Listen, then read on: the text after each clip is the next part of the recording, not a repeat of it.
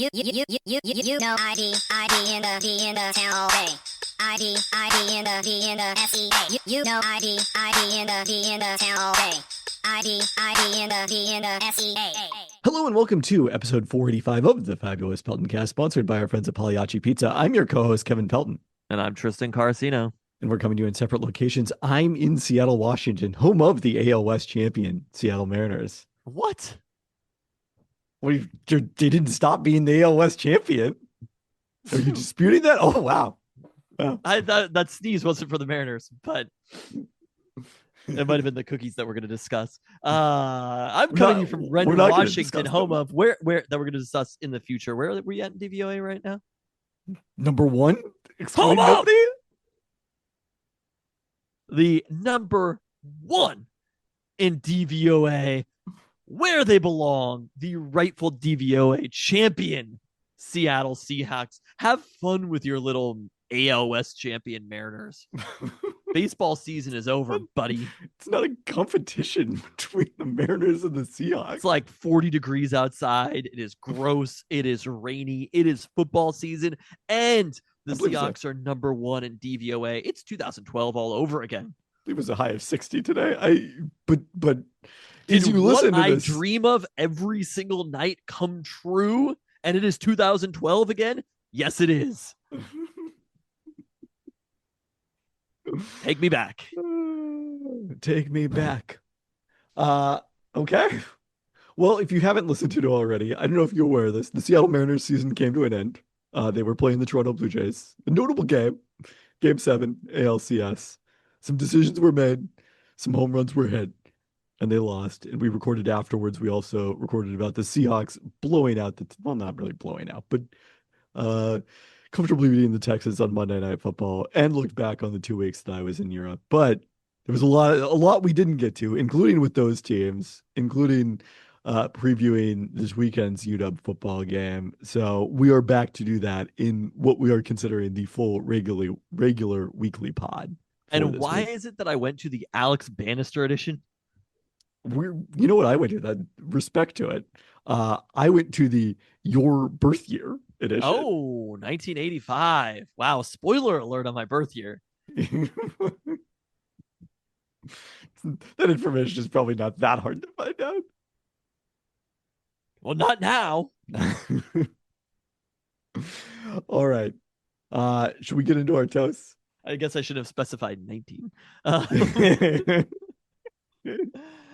You're actually 140 years old. That's how it feels sometimes. Or sure, let's vampire. Get into toast. First off, congrats. Look, dreams are coming true right now. It is 2012 again, so I feel like that might be a year I'd go back to. It's like, what are the years that I would go back in time to? I feel like 2012 is like a pretty solid one, and then obviously it's like 1996 or something. But I'm like, I really think I need the modern conveniences. Right. You're going to be so upset when you get to 1996 and you don't have a smartphone to document anything that's happening. But 2012, what are you losing technologically? Almost nothing. 2 children. Earbuds. That's a strange answer for technologically. Well, they've got a lot of iPads, so. Oh, fair point. Fair point. Luca was not very proficient with technology in 2012 itself. Okay, anyways. We're starting with a congrats to Reign OG Lou Barnes, who announced her retirement at season's end. One of 3 original Seattle stars alongside Megan Rapinoe and Jess Fishlock. Barnes has played all 13 Reign seasons, is the NWSL's all-time leader in both games and minutes. Won NWSL Defender of the Year in 2016, one of 2 appearances on the NWSL's Best 11, and still playing an important role, including on Friday in her final regular season home game at Lumen Field, possibly her last game, period, at Lumen Field. We'll determine that soon. But congrats to the Reign on clinching a return to the NWSL playoffs with Friday's 2-1 win over Utah in that celebration for Lou Barnes, with her starting on the back line. All right, this was an interesting timing. Congrats to Dan Wilson, voted by his peers Sporting News AL Manager of the Year. Yeah, man. Sure. Fuck it. It appears based on his post game comments that you got John Schneider's back. Wait, what did John Schneider say? That like when he saw Bizzardo coming out of the bullpen to face Springer, that he thought, quote, game on. So not ideal when you hear that from the other manager. Congrats to Jonah Coleman, named one of 16. We're just moving past that one. Oh, you didn't say anything. I was anguishing for a second. Okay. I was getting in a little bit of drama. Again, Jesus the English Christ. doesn't really work well. You're the one who is in Europe. Why can't this podcast be a little bit more European for a second here? If we want to move to the YouTube model, we can have silences and your face can tell the story. Jesus Christ. Yeah, we're on Netflix now. People are going to watch that.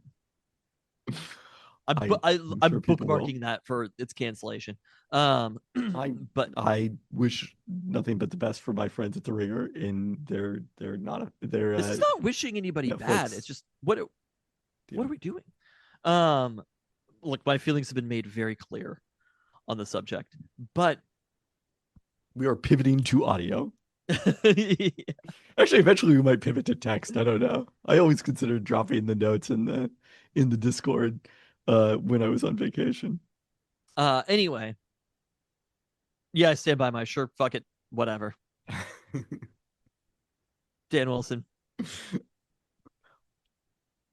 I think you broke it down well on the emergency pod. It was a bad decision. It was not a decision that itself single-handedly cost them the game. It wasn't a 100% win probability swing on bringing Edward Bizzardo out of the bullpen instead of Andres Munoz. And the thing people never talk about in that is like, well, who was going to pitch the ninth? You were certain that Matt Brash was going to make it through unscathed if Munoz had come in there. Dan Wilson did speak about it. The Mariners held their end of season availability on Thursday, because I think that's what day this is. And one of the things Wilson pointed out is that because of the fact that they didn't have anyone up at the start of the inning, by the time Wu had walked the leadoff batter and it became more realistic that they were going to need to make a mid-inning change, it's harder for Munoz to get loose as quickly in that situation as they someone could like Bizzardo. have planned for that. Like that's a little bit of like the It's fair that you could have had him talk pitch about Adam entire Silver in inning. the hot dog suit later, but like We will not talk about that actually. Oh, sorry. We will not talk about Adam Silver in the hot dog suit later. But like he could have just had Andres Munoz warm. But I agree that it's a little bit, people treat it like it's like, oh, just do this. You know what I mean? But as if cause doesn't have effect, if that makes sense. Well, they just they yada yada over the rest of it. Like, you probably were going to have to face the top of the order twice, most likely. Granted, the Mariners didn't pull that off in terms of making the Blue Jays face Cal Raleigh twice, but that's neither here nor there. Well, when Gino walked, they did.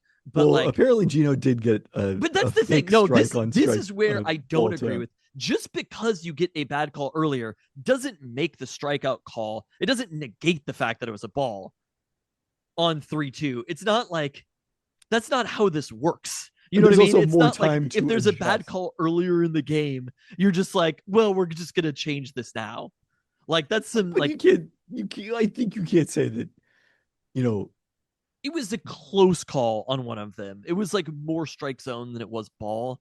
But the fact is, the last pitch, if it were challengeable, that you're more likely to challenge the ball 4 call than you are to challenge not going to challenge bowl. I think it was 1 in that case. I think it moved it. No, it was ball.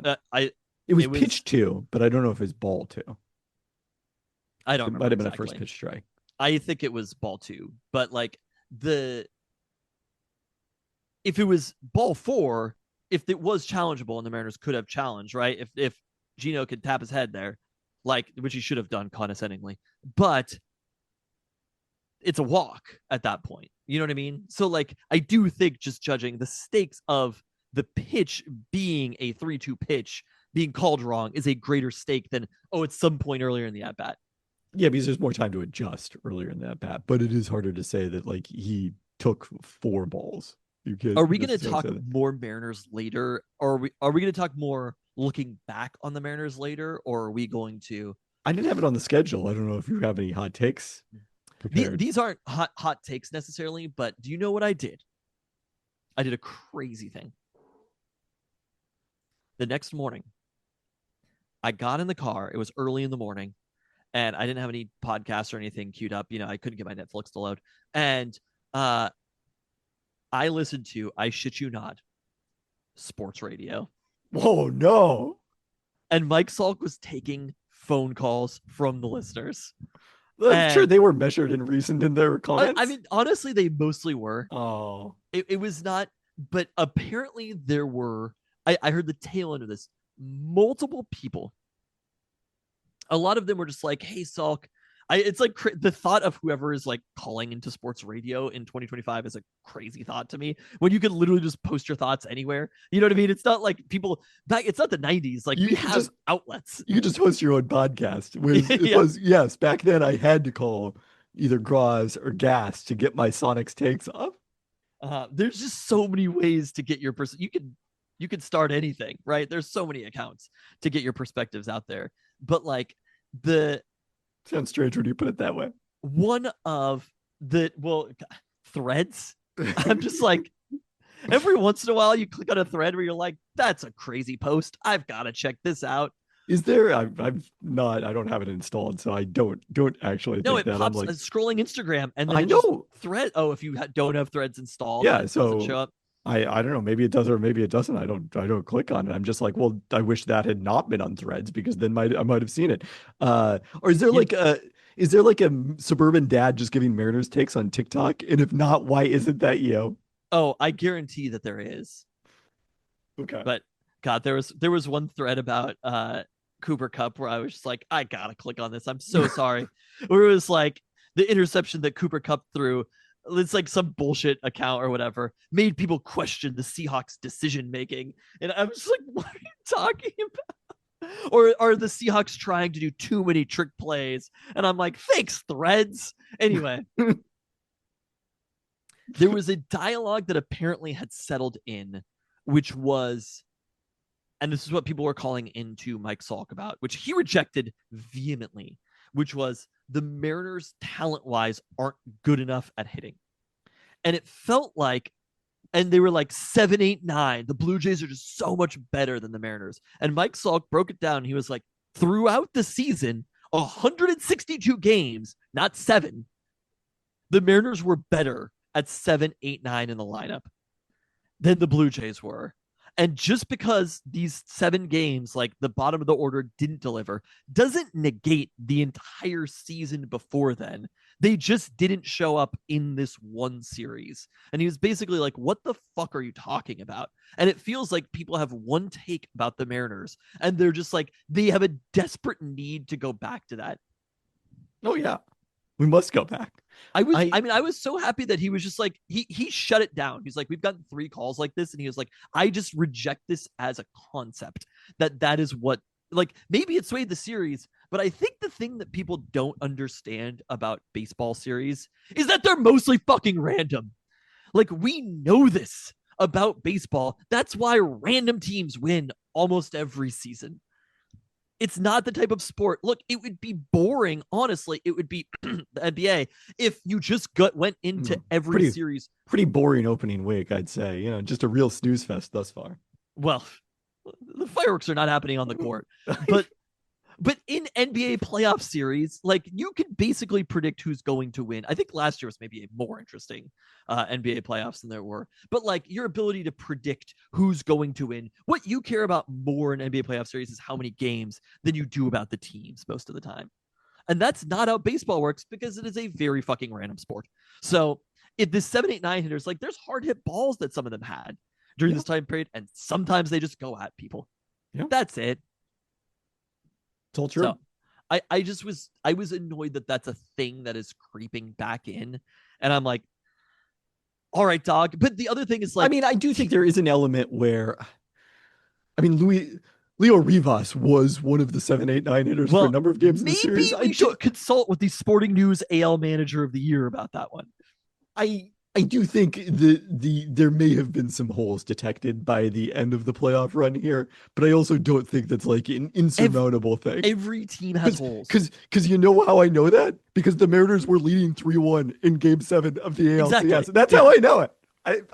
It's inexhaustible proof. What is? that they were good enough, the talent-wise, Yes. to win the series Yeah. because they almost fucking won the series. You can't look. The no holes argument is basically like You can't both think that bringing It's- in Bizarro when they did cost them the series and think that they weren't talented enough offensively. Those are incompatible takes. They're mutually exclusive. I just was like, every team is going to have some hitters that are better than other hitters. You know, some girls are bigger than others. Like that is the reality of the sport, and it's also the reality of every single sport. You know, it's not like 1940 where there are 4 teams. It's not the WNBA still currently, but like where 15, friend. Okay, fine. Sorry, the WNBA 2 years ago, where it's basically like you could compile all of the talent in the league on one team. There are 30 teams who are competing for this, and you can compile all the talent on one team. It's just called the Dodgers. no, the Dodgers also have hitters Yes, who are worse the than other hitters. Dodgers. The Dodgers 2 years ago, granted that was before Shohei Ohtani was on the team, did lose in the first round of the playoffs. The Dodgers happen to have one player who is so much better than all of the other players that if you put a good enough roster around him, which the Dodgers have done and the Angels didn't, that it covers up a lot of mistakes. So I just am like, sure, like you need to find a reason that a random thing happened. We have to create a story from it. But the reality is they just didn't have that good of a series. And it's not like I just don't even know who to blame. Like, could you have gotten better players? It's like, maybe could they have spent more? Sure, but there's not a guarantee that those players would have delivered in a 7-game series either. No. And if your argument is just like they need better players, it's like, all right, dog, sure, totally. It is not a perfect roster, no matter what Mariners hot takes might say. I didn't say it was a perfect roster. I said they had no holes, and they still didn't. Do you know what Canzone hit during the regular season? It doesn't make it a hole. It is a sample size issue more than it is anything else. I do think it is possible that with Dom Canzone specifically, there may be some element where in a series where you're facing top pitchers exclusively, his talent may not translate to the same degree.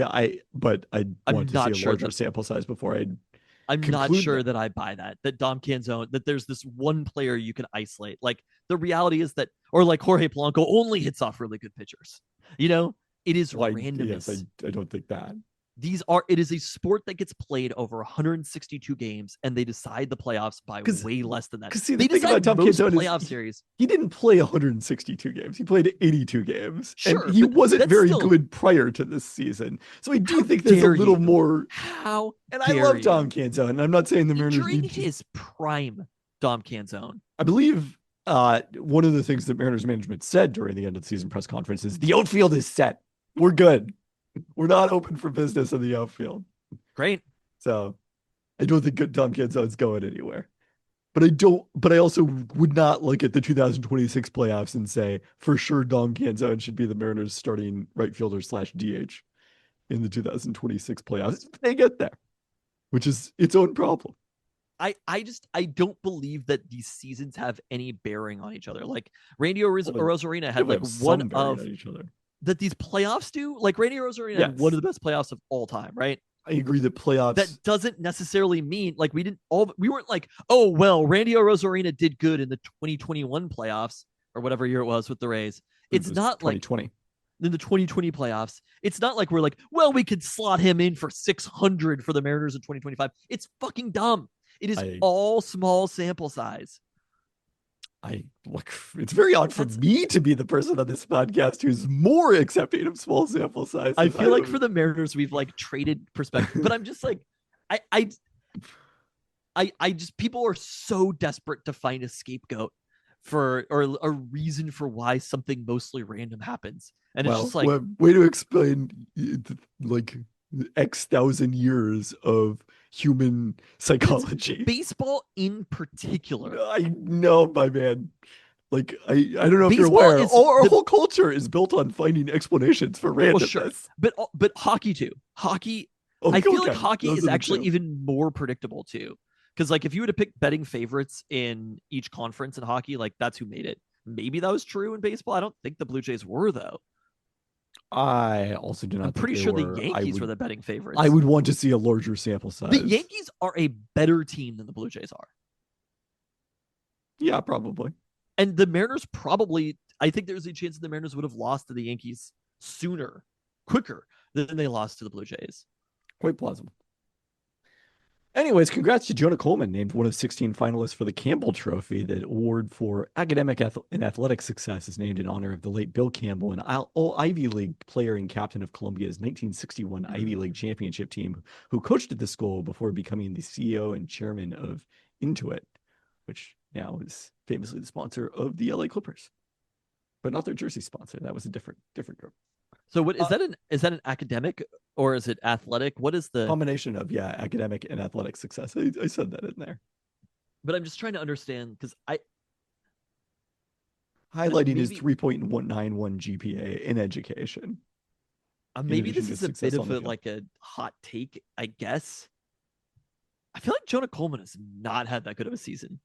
No, that's not at all a hot take. But It is fun. He still You- gets mentioned. I was listening to the he scored a lot Ringer- of touchdowns. I was listening to the Ringer college football show with Van, where I'm like, give me whatever Van thinks about college football. I'm like, I want to hear it at the very least. Of course, You it's know- going to be delivered in an entertaining fashion.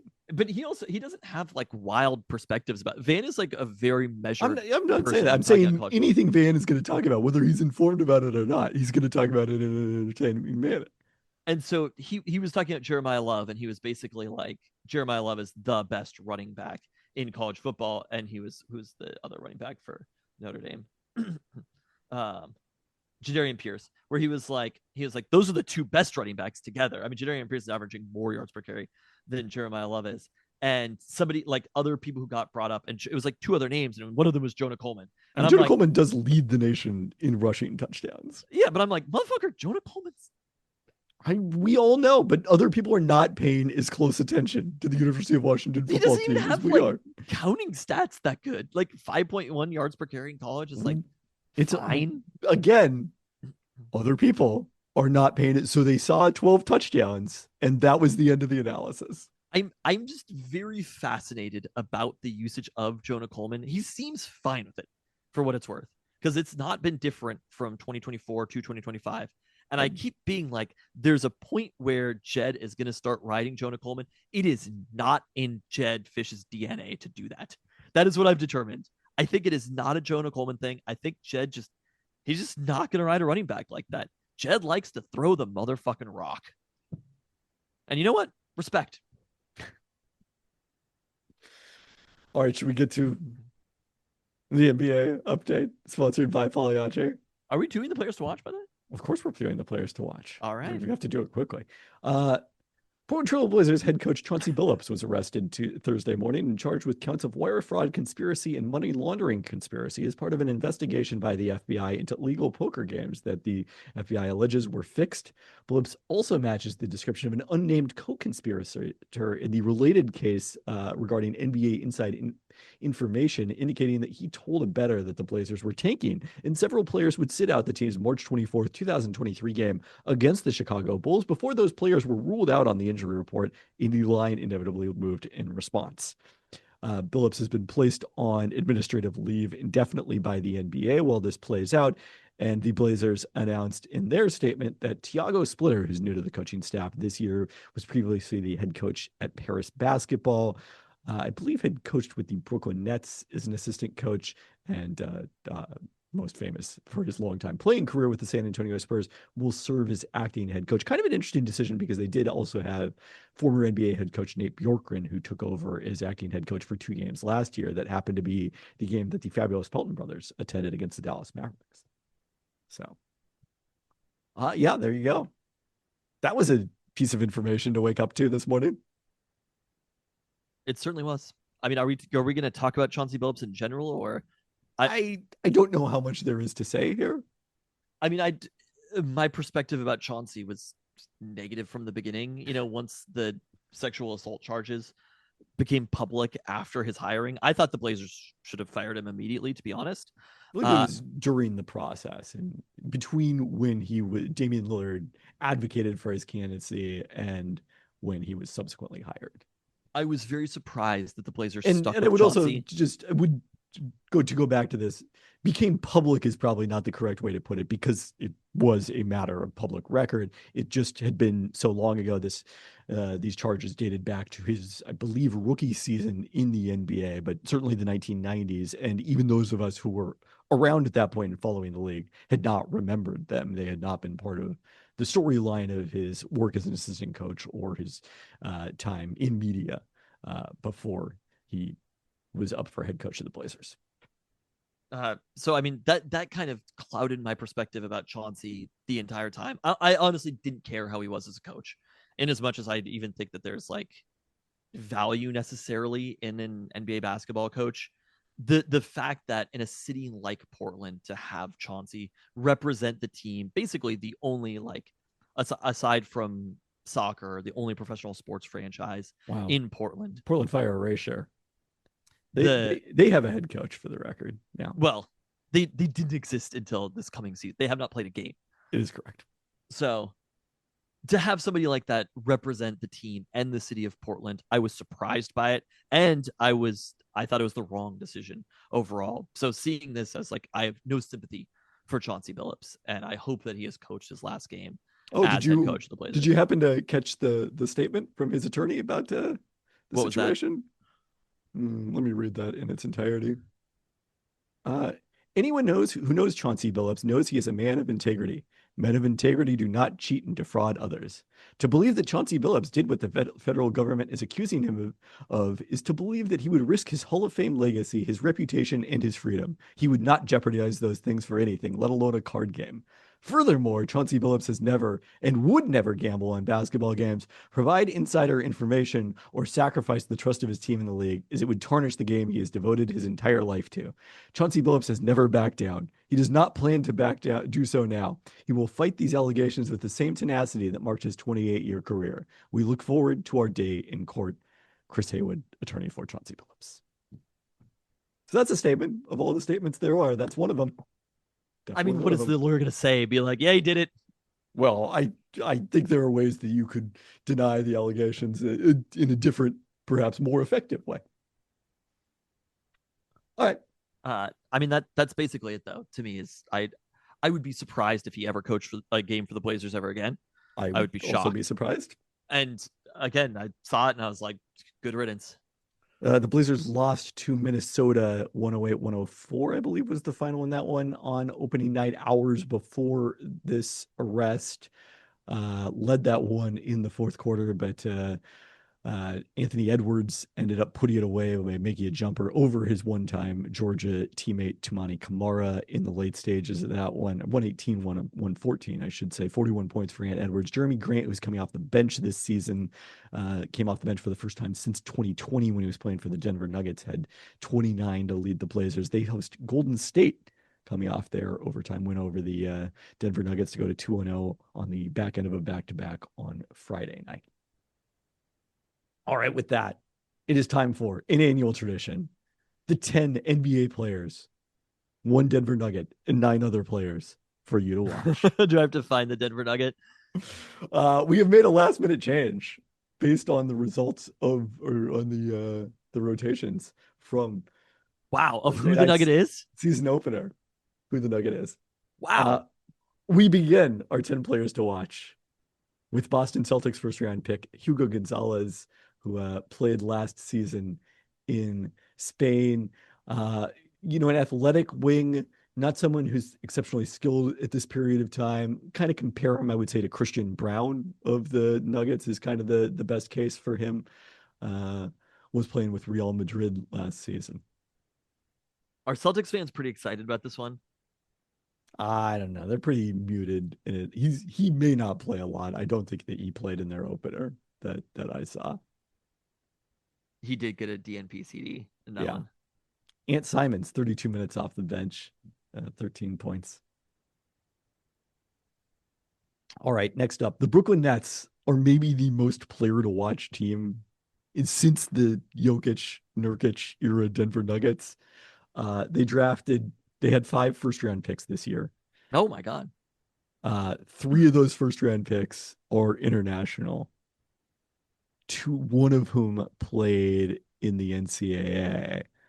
So two of them coming from overseas. And yet I have picked one of the NCAA players and uh, technically an American, although also a representative of the Israeli national team, Michigan center Danny Wolf, who I don't know if you were, so he played against the Huskies last year, but I don't remember whether you watched this game because I did. Huskies got blown out, right? No, I I guess they were remember competitive. watching some It was of the it. I thought Michigan we were State in game. it They till got, like you're right. You're right. He was like kind of I fake don't close remember to the Danny Wolf, but I do remember watching that game till the bitter end. So he's 6'11". He handled the ball in a lot of pick and rolls for Michigan. We'll see how much he's able to do that at the NBA level, but certainly a very versatile, like known for his passing skill. So it's gonna be interesting to see how he translates to the NBA setting. Did the Nets played like 13 people in their first game? How That many sounds people about right. can you have rostered right now? I think 13 is the maximum. Yeah, okay, they played 13 people and Danny Wolf was not one of them. I think he's gonna get his time. His time will come. I don't worry about that. Hugo Gonzalez, we'll see. But Do Danny we Wolf, want to try to guess where the players play, or do you just want to go into it? okay, I don't know whether you enjoy that or not. Who he played for. I mean, I don't enjoy that, but I feel like people do enjoy my the listener incorrect enjoys it? guesses. Yeah, Okay, well, next up, it gives people a chance because a lot of people also know, and it's one of those right? fun moments where they can They can do it. All right, call me next up stupid. is Spencer Jones. That has to be the Pelicans.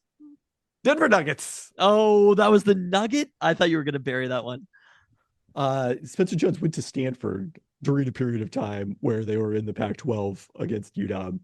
And it says something probably about UW that you don't remember him whatsoever, despite the fact that he played 146 games at Stanford. Went undrafted last year on a two-way with the Nuggets. Didn't really play for them a lot as a rookie, but was in the rotation for opening night, which is what gave him the nod over Deron Holmes II, who was their 2024 first-round pick, who did not see any action in the opener coming off an Achilles injury that robbed his entire rookie season. Spencer Jones, a good shooter and like has generally rated pretty well in my metrics. So an interesting situation for him to be getting minutes. I don't think he really did anything against the Warriors. Aaron Gordon scored 50 points. Yeah, he scored 15 points. He made 10 3-pointers. That's a wild one. Okay. That's the season now. Things are happening. All right, next up. Will Richard. Oh man, I recognize this name. Washington Wizards. Golden State Warriors. He played. I don't know if he did. I could have play in scrolled game, down on but this box score that I'm on. yeah, he still played 17 minutes in this one. Okay, yeah. I mean, he's playing a lot. Was one of the last picks of the 2025 draft, going number 56 overall after helping Florida win a national championship. Someone who's been on my radar is a draft prospect for a long period of time. And when I've watched him play, so he wore number 5 at Florida, and he kind of physically looks somewhat like DeJounte Murray. It always stuck out to me. So I was a fan. I didn't necessarily expect him to get drafted, but the Warriors did put him on a full NBA contract, and he is in their rotation immediately and helping them. Won the national championship last year. I didn't mention that. Okay, next up, Talon Peter. Memphis Grizzlies. Indiana Pacers. Where he also won the spot in this by being in the rotation. Did you go deeper on these night. This year? Are these deeper cuts, or I would say do I just not? I don't know anything. I think they're always pretty deep cuts. Okay. So Talon Peter is an interesting one. He didn't come on my radar draft-wise until very late in the process. He played 6 games at Tennessee Tech as a freshman, then went to Arkansas Tech, which is Division II.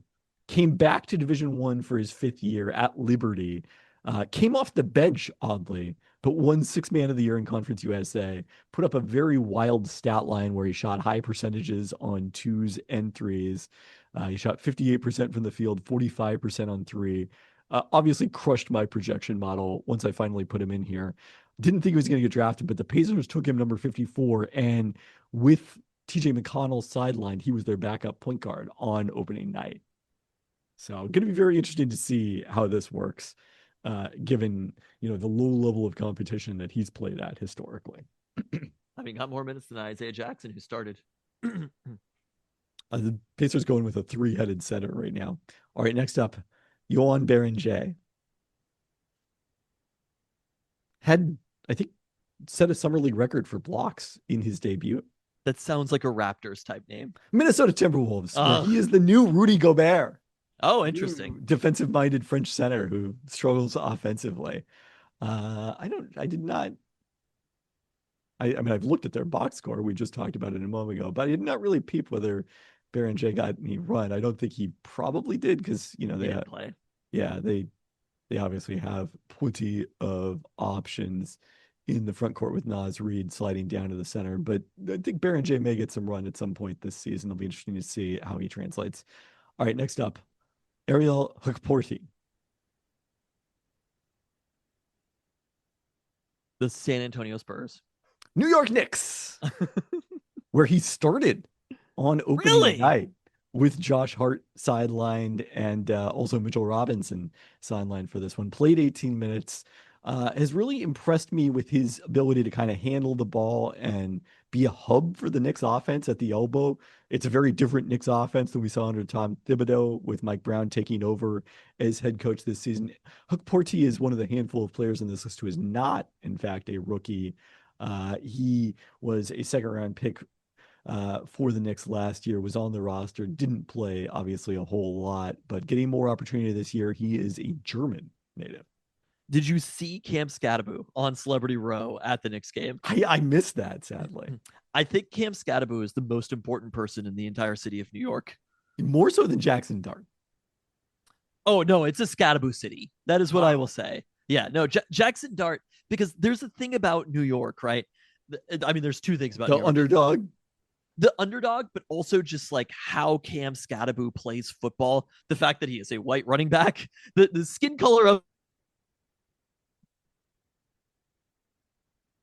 very New York, and it is very, very Giants, right? So kind of covering that like Jersey, New York relationship between those.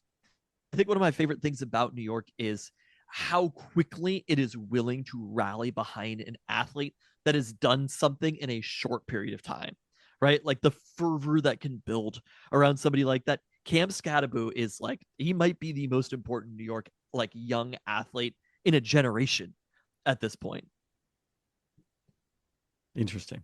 Seeing him there on Celebrity Row, and from the intel that I've gotten, it's like on the streets of Jersey, every single Giants jersey is a Scattaboo jersey. And because Dart feels like an outsider, you know what I mean? Like Jackson Dart, like the thing is about Cam Scattaboo is obviously he went to Arizona State. He feels like he has always been on the New York Giants. He was born on the New York Giants.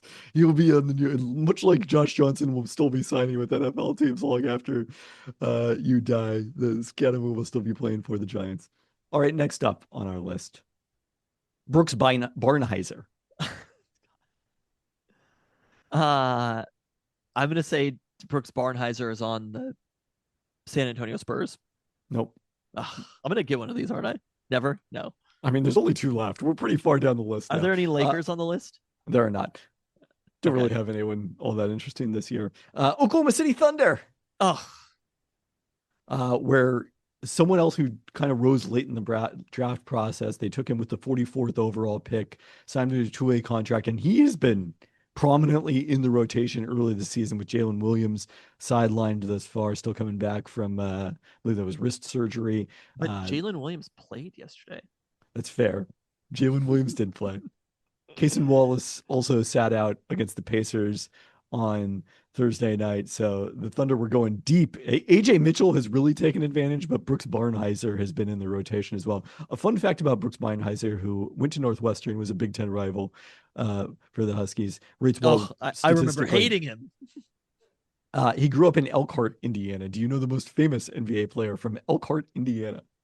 Not Larry Bird. No, French Lick. Oh yeah, French Lick. Elkhart, Indiana. I have no idea. Sean Kemp. Oh, okay. All right.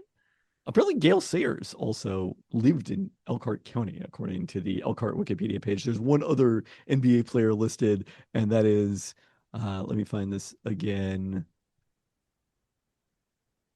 Ted Lookinbill, who played in the NBA from 1961 through 1963. And what was Looking Bill's game like? Yeah, I think he was he played in both Chamberlain's 100-point game. Fun fact about him. There we go. know, Probably I didn't don't get know. many shots off. I think if they had a 3-point line, he might have been Or able to take didn't advantage defend of it. very well. I see that. No, he was with teammate. Yeah, I mean, he got the ball to Will. That's all he needed to do. I see that SGA scored 55 points on 26 free throws, so the shit is staying the same. Yeah. All right, next up on the list, Noah It'll be a Penda. fun season. Noah Penda? Yep. Have we had a Raptor yet? We've not had a Raptor yet. Are there any Raptors on the list? I can't say that now. He's on the Raptors. Come on. No, he's not on the Raptors. He's on the Orlando Magic. Oh, that's a team that has a lot of these too. I feel like the Raptors are usually a pretty player to watch team. Noah Penda is French. Played in where did he play last season? Yeah, no, he was playing in France last year with Le Mans. 32nd overall pick by the Magic. Good size, for his skill set and athleticism. Liked what I saw from him at Summer League. Probably not going to play a lot this year, but we're keeping an eye on him nonetheless. Our final player on the list. Wait, I want to ask a question about the Magic. Okay. So in your simulation that you ran, right? Yes. You said you wanted to talk about this. Did the Magic win the championship? Am I wrong? They did win the championship. They beat the Golden State Warriors in the NBA Finals, went into the Chase Center and won Game 7 of the NBA Finals. Wow. So you just picked out a random simulation, right? So the way it worked in the story, it kind of implied that I was searching through to find an interesting one. No, you just picked a completely random one, right? I picked one and no one won more than 55 games, I think. And it was well, no one's going to enjoy this. So this was the second simulation I looked at, and I had not simulated the playoffs. It was only based on the regular season when I picked it out. First off, is there any chance of that happening? The Orlando Magic winning the championship? Yes. Oh yeah. They're a legit title contender. I mean, I think to me, they are clearly one of the 3 best teams in the Eastern Conference. Because it's still, and this is not keeping up as much. It doesn't pass the sniff test to me that the Magic could be a title contender right now. I mean, and the East especially is with wide everything open. I've been hearing about how bad Paolo Banchero is. I was very excited to finally say something nice about Paolo Banchero. It was like a thrilling moment for me. I did not know that was happening when I picked that simulation, but when it happened, I felt some warmth. Well, you had the Blazers winning the in-season tournament as well, right? Losing in the finals of the Celtics. Okay, making the finals of the in-season tournament and making the playoffs. I mean, I definitely saw that one, and I was like, all right, Kevin's doing his job here, finally. Again, it's all random. Who won in the most simulations? I mean, Oklahoma City. I haven't specifically done the math on that, but the answer is Oklahoma City. Okay. I mean, they're still the favorite to repeat. Yeah, they're the overwhelming favorite. But in the Eastern Conference, it's wide open, and that's between Orlando and New York. Cleveland.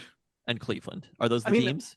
I think Orlando is the 3rd best team. Other people like Atlanta more than I do. Like who? My colleague Tim Bontemps, among others. Did they make the playoffs last year? They lost in the play-in, but they added Kristaps Porzingis and Nickeil Alexander-Walker. Now, Nickeil Alexander-Walker did shoot 1 of 11 for the field in their opener, and they lost at home to the Toronto Raptors. So it wasn't a great start for the old Atlanta Hawks, but the Magic also needed to work the stretch run to beat Miami without Tyler Hero. So I can't take a victory lap on Orlando just yet. I just will believe it when I see it on the Hawks. I mean, I think Atlanta is good. I just don't think they are necessarily top 4 in the East good.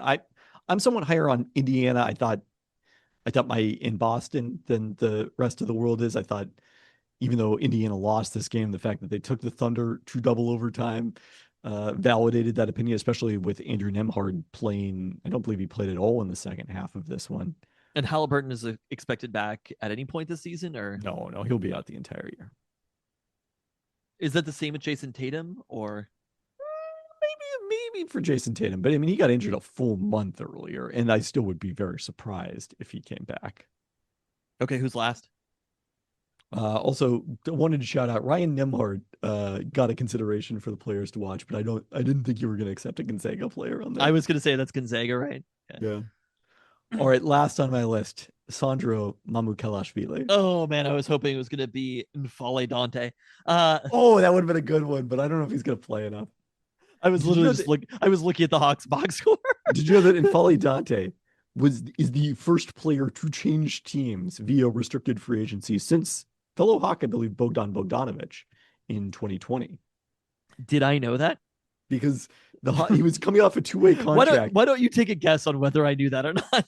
He was coming off a two-way contract, and the Rockets couldn't afford to match this offer sheet, which was not even guaranteed. It was like 85,000 guaranteed.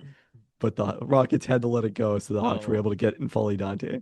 I've just learned things about N'Faly Dante that I That don't he went like. to Oregon. You didn't remember? He was there for like 7 years. The amount that I like, Paid if I'm attention to watching, him. well, yes, that, but also just like knowing who's on the other teams outside of I suppose this is more a me thing. Peyton Pritchard. You remember Peyton Pritchard went to Oregon, right?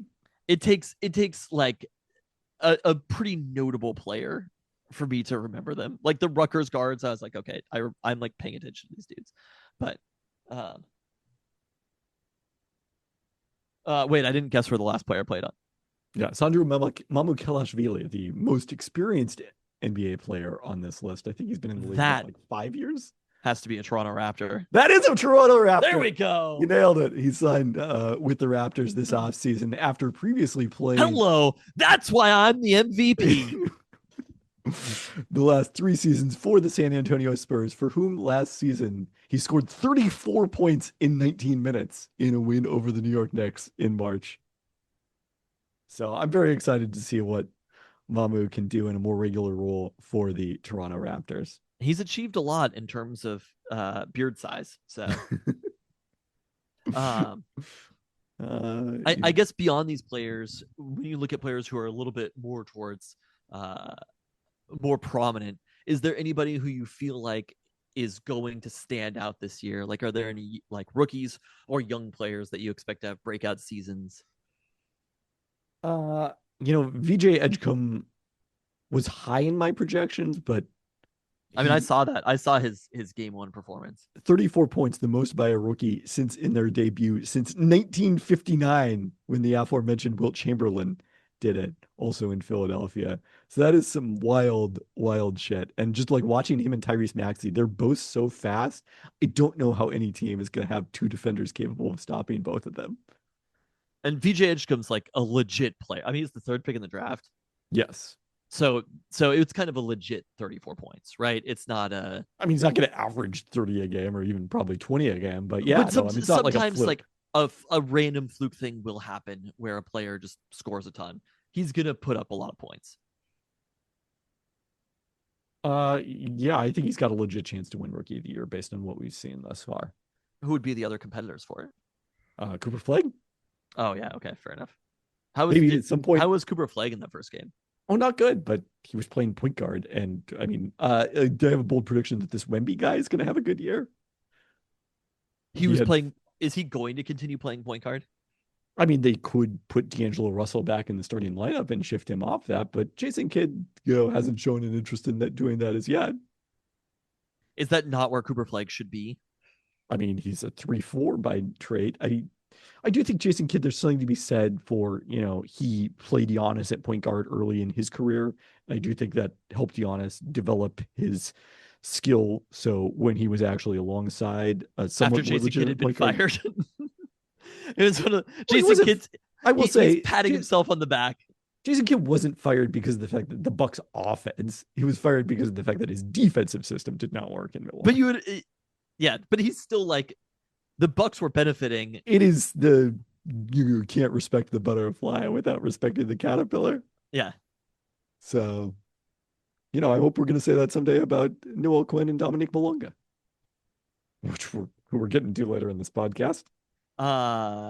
It is so funny where like I don't have anything in particular against Cooper Flagg. Like any feelings about Duke that I have, or I feel like are pretty much gone. Because Duke is North Carolina now. Duke will never. Do you understand I that understand, but style of play is different than culture? I It's so fucking well, stupid when you say that. the Duke culture is of the not Duke university. is Duke University. It is The, not just a basketball team. I agree. The culture of the university can never be the same as the culture of North Carolina. It can never have the cultural significance, the historical significance of Charlie Scott breaking the ACC color barrier for Dean Smith. But in terms of the players they recruit, But you have to you they have never respect entirely the fact. flipped the two. Sure, but like the element of it is the fan bases more than it is the types of players that they recruit. I If suppose. that makes sense. Matis Buzelis, I think, is going to have a nice year for the Bulls. He had 21 in their season openers. They beat Detroit, a result that I think is reflective of where I think those two teams are headed relatively this year. Oh, but on the Mavericks thing, so I'm cheering against Cooper Flag because I didn't like that the Mavericks got the first pick in the draft after trading Luka, which Yeah. again is very complicated. That I would have any negative feelings about the Mavericks because I am happy about the destination that Luka got to. It's all But true. it just, I don't want them to have succeeded after doing something so dumb. Understandable. Walker Kessler made a pair of 3-pointers last night. So that was an interesting thing that happened. He had He's still on 22 the Jazz? points. The Jazz beat the Clippers by 21, and it wasn't that close. So that was an interesting result. Who do you think will be the worst team in the NBA this year? Washington Wizards. Oh, You can certainly make a case for the Brooklyn Nets, but the Wizards have the worst projection in the current version of this model for me. just a really depressing team. Although the Nets lost by 19 in their season opener to the Hornets, which was not a real strong start for them. Didn't the Wiz end up with like not a particularly good pick either? They actually got, I mean, they got the Jan says, sixth pick. I love getting a text from Jan, by the way. Quote, boy, you lucked out today. I was like, wow, what? Oh, the Alaska Airlines flight Alaska cancellation? Airlines stopped flights and many people are stranded. What happened? They had an IT issue, but Okay. not an Amazon Web Services issue. All right, we got to move on. We got a lot more to get to. Okay. Do we? This is more fun than any of that. Mariners off season. Wait, who Don't did think the that's fun? Wizards draft though? I want to. Trey Johnson, who had a nice debut. I was not a big believer in him based on his defensive metrics, but he had 16 points on 5 of 11 in his debut, made 4 3-pointers. Shot it well in summer league, so I'm coming around on Trey Johnson.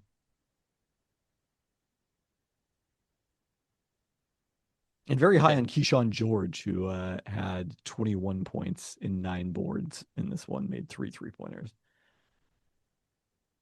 So Mariners that was offseason. my less obscure player, Keyshawn George. Yeah. All right, so Mariners free agents. Josh Naylor. Gone. No, not gone. Resigned. Hopefully not. Jorge Polanco, who has a $6 million player option. Do you think he's going to take it? I don't know. Tough to say. Eugenio Suarez. He's gone. Caleb Ferguson. Also. Did he even pitch was he even on the roster for the LCS? I think he was, but did he pitch at all? Mitch Garver has a mutual option for $12 million with a $1 million buyout. I think you can guess where the Mariners are going to head on that one. So what does mutual option mean? It only would become a contract if both Mitch Garver wanted it and the team wanted it. So it's going to be $1 million to Mitch Garver. Exactly. It's also like there's almost never a situation where it would be mutually beneficial, the option. I will say he knew it when he signed this deal. It's not like Mitch Garver. I mean, who knows? I think he probably thought he was going to rake. I thought they should have pinch hit Garver for Rivas in that inning in the 9th. Reasonable. It's not really worth $11 million, but I wouldn't totally rule out that Garver is going to be back, although I think probably it's more likely that I sure would. Harry Ford. It's also one of those things where it's basically like, would the Mariners want Mitch Garver for the veteran minimum or $2 million or something like that? Maybe as depth, but it's similar to the type of thing where it's like after you've been let go, it's just a little bit harder to come back. And there's probably going to be a situation where he can play more where the starting catcher isn't Cal Raleigh. I mean, like, he doesn't have quite as much power. Carlos Santana was very informative to me, though, that especially with Mitch Garver playing in a more premium defensive position as well, not necessarily being good at it, but like a position that teams are going to need. Mitch Garver is going to find a job. Yes, without And question. I bet Mitch Garver gets $5 to $6 million. Plausible. I'd say 4, if we're doing an over-under. All right, here's what Jerry Dipoto had to say on the team's payroll is they did that off-season press conference. I would say similar to where we ended the year as a starting point, which was about 165 million, depending on the accounting of the various financial websites that are out there. We ended the season, I think, with the second highest or highest payroll that we've ever had as a franchise. And this was always the goal to methodically build toward what we were doing. He also said, I don't have the specific quote, but that they would again be in position to potentially add payroll over the course of the season as they did to get to that 165 million range this year. So they presumably begin the offseason with about 130 million in commitments, including the estimates from using Fangraphs for the salaries that they're going to pay to players in arbitration. So you're looking at about 35 million to try to re-sign presumably Naylor and Polanco, and then Matt maybe add a couple of veterans to that. So it's plausible. It's certainly doable. I mean, I think Naylor is going to be very much a years, not dollars situation on both sides. It's going to be maybe the bigger variable. Dollars too. Are there any? Do we think that there's any chance that the Mariners are in on basically big name free agents are Kyle Tucker, Cody Bellinger? I mean, they said that their outfield is set, right? I mean, like I said, the math is they're going to have somewhere around 35 million to spend. I don't think you can spend that all in one player, given the number of holes they are. I mean, maybe if they're really convinced that, Williamson is the answer at third, but you still would, and that you can DH Canzone and play Robles in the outfield most of the time. But I think you got to bring back. I think you got to sign 2 infielders at a minimum, 2 starting caliber infielders. Well, then it's Pete Alonso, Alex Bregman. I would be pretty nervous about the Bregman contract. Honestly, both of them, given the age. Josh Naylor, fortunately, is a couple of years younger than most people who are hitting free agency, right? He's still in his 20s. He's got that speed that's going to age well. But we have seen that he's capable of hitting in Seattle.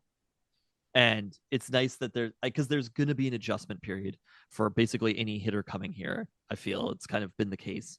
And so it's nice to know that Josh Naylor is already accustomed to the ballpark and knows what it's going to look like and has been successful here. I would be shocked if he wasn't back. I wouldn't be shocked just because, look, all it takes is one team to blow the Mariners away.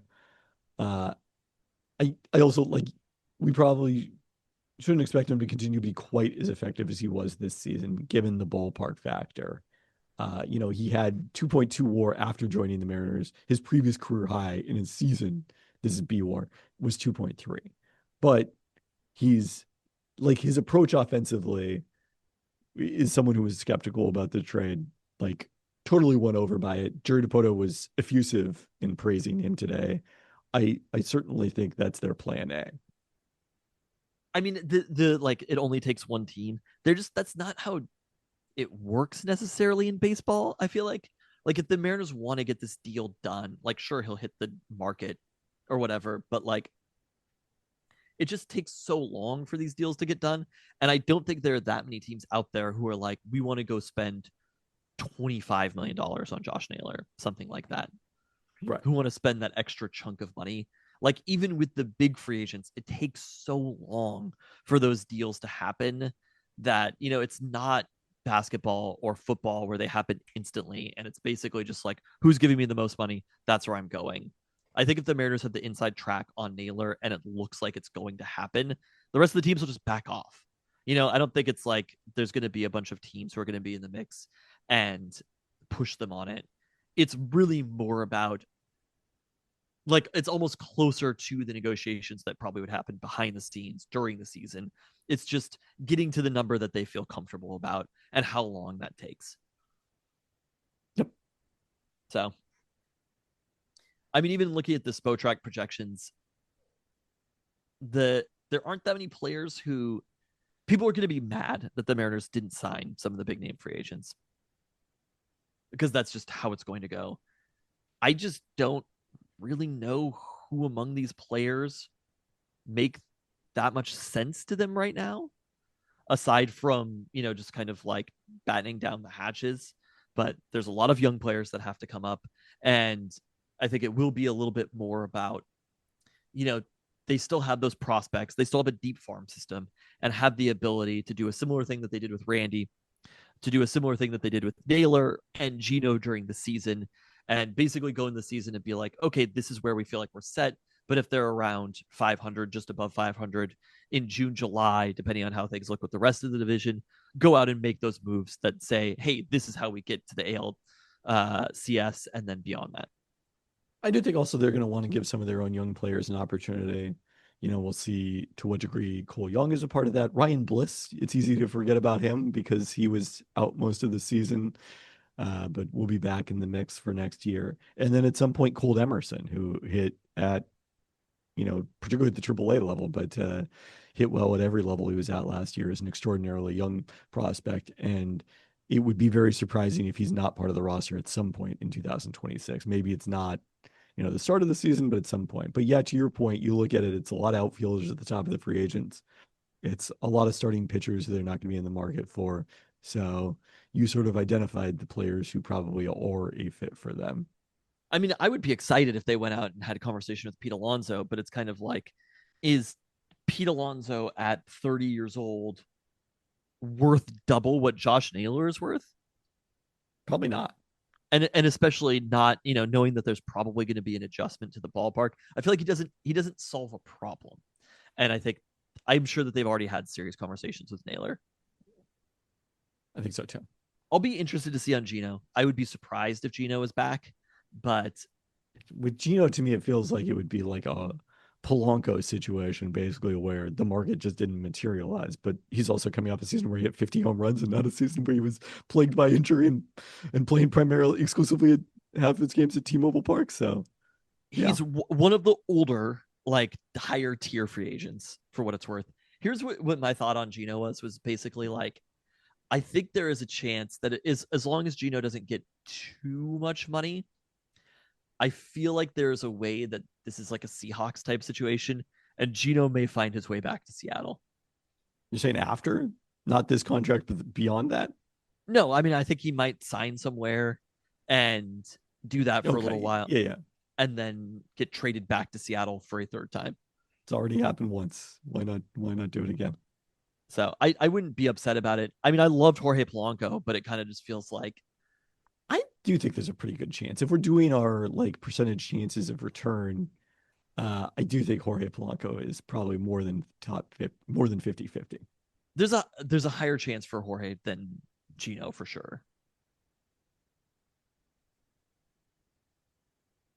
But I think the roster, and then they have to go find a little bit of bullpen help. And I think that's definitely something like one or two more arms out of the bullpen, I think is going to be important for them to find. And honestly, another lefty that they can count on as well. I mean, the way that Dan really cares about playing splits, having it just be Gabe Spire's job and that's it is just difficult for them. And they really didn't have another lefty out of the bullpen that they trusted. Yep. I mean, they thought that Ferguson was going to be that guy, and he just wasn't. So I think the roster is going to look fairly similar to this year's roster. I'm guessing next season is the year where it's kind of like, depending on how the next season goes, but the offseason, obviously they're going to be heading into a lockout probably in offseason heading into 2027. It's going to look very different than it did for the 2025 season. But right now, I wouldn't be surprised if the team that came back was roughly mostly similar. And then you have Cal entering another, like into his prime, Julio in his prime. Like there's a lot of players who are young players that are just in their prime, and then prospects that I think we're going to be excited to see.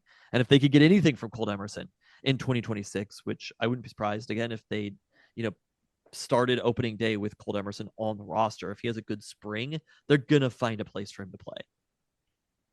It's certainly plausible. Yeah. And I think one of the things I've been thinking about is that they may do sort of the Seahawks thing of like you sign a veteran who's cromulent, whether it's at somewhere in the infield or at catcher to compete with Harry Ford. And it's basically like, we don't want to give this guy the job. We want to make them earn it but we also don't want to block them. And that strategy has worked out so well for the Seahawks, but this year it did. Everything worked out for the Seahawks this year. Should we do the roundup? Sure. For the first are we time going in to talk 3 Seahawks weeks. at all, by the way? I don't have any notes for them. Okay, let's speaking of which, of finding a place for somebody on the field, do you tire of being wrong? Which one is this about? You're not even aware? It was not the Tyler Lockett release. We had a conversation. I don't know if you recall this. Maybe you were too busy packing. About you were like, I'm not sure if Nick Emmanwori is going to be on the field. Oh yeah. Since then, where is he at in PFF right now? I mean, I'm sorry I didn't realize that he was going to be like an Third! amazing slot Third corner. among quarterbacks in the NFL, excluding nobody. Nick Emmanwori. I'm telling you, John Schneider, both he cooked this found offseason. the juice again. John Schneider found it. He did the Bruce Irvin shit right now, and Nick Emmanwori is Russell Wilson. Like, he went out there, we saw it earlier in the season. Look, you've been gone. I've been waiting for 3 weeks to talk about how great Nick Emmanwori is. I mean, I don't think Nick Emmanwori wasn't. I guess he probably had a good game against the Jaguars, but it couldn't have been as good as his game against the Texans, could it? They have Devin Witherspoon not playing, and he's out there. Like, this is a defense that is going to be scary good. They might need to trade someone, not because of the fact that like Reek Woolen is underperforming because he played awesome against Houston, but just because they can't put all these guys on the field. It is incredible. I mean, also, yeah, like how good Reek Woolen's been playing. Ty Okada? It is both a Mike McDonald's defense piece, but I told you the second that they drafted Nick Emmanwori, it was like this. They drafted Gray Zabel, and that was like that's like go give Clint a guy, right? That's one for them. This is one for us. Nick Emmanwori, the way that they traded up for him, and I was like, oh, Mike sees something here. You know what I mean? Whereas like, I bet they had written down Nick Emmanwori, or what was the exact quote? No matter what. No matter what. Like, that is, I think that was the player that they cared the most about in the draft, and they have been proven so correct. And you argued like 3 weeks ago, cold takes over here, that maybe he wouldn't see the field. The third best cornerback in the NFL. I'm glad to be wrong. You said before this you did not wish to do this podcast. I just want to remind you when you said that. So hyped on Nick Emmanwori. Just that the Seahawks got another cornerback who's first off, I don't think he's a cornerback because I think he's actually kind of positionless. Number two, another secondary player. Like, we have been blessed in the city of Seattle with players in the secondary who are awesome. There is a little bit with Emmanwori, not that like I distrust it or that it's fluky, but we got so hyped on the rookie seasons of both Reek Woolen and Devin Witherspoon, and like, look, if they're this good as rookies, imagine how good they're going to be going forward. He's good right now.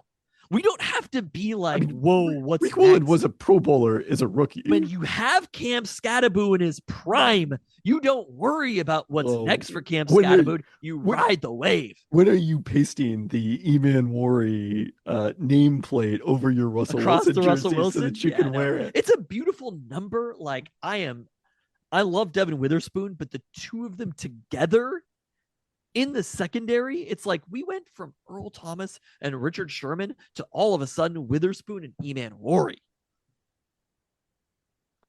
All right, roundup time. And for the first time in 3 weeks, Seattle Kraken have started the season. They won their first 2 games, earned at least a point from their first 5 before suffering lopsided 5-2 and 4-1 losses in a back-to-back Monday and Tuesday. Number 3 goaltender Matt Murray, a former Stanley Cup winner, got the start on Tuesday as part of an unorthodox 3-goalie rotation for the Kraken early in the season. Murray had played just 2 NHL games since April 2023, following bilateral hip surgery that cost him the entire 2023-24 season. Kraken bounced back Thursday with a 3-0 win in Winnipeg to wrap up their long road trip. Before that, the advanced stats were not really too kind to the Kraken. We're 28th in Corsi for percentage, 29th in Fenwick for percentage. Had outperformed their expected goal differential by 3 goals. So there's a little smoke and mirrors to the start for the Kraken, but they have been more competitive than we expected. They're back home Saturday to start a 5-game homestand. Seattle Sounders finished 5th in the West with 55 I like that we're rushing through this. points. I'm just gazing upon our DVOA. Okay, it's number 1. Oh my God. Number 1 in special teams. They got a 2-1 win Sunday at NYC FC on decision day with nothing really at stake, nothing at all at stake. But the bracket, what was at stake was who else they might face. And the bracket broke ideally with the West goal differential leaders, LAFC and Vancouver, in the 2 and 3 seeds on the other side of the bracket from the Sounders, not a potential opponent unless they make the Western Conference Finals. They will start as the number 5 seed by facing Minnesota United in a best-of-3 mini-series starting Monday in the land of 1,000 lakes. Their home match will be the following Monday, November 3rd, with Game 3, if necessary, scheduled for Saturday, November 8th. Minnesota United had a plus 17 goal differential, 6th best in MLS.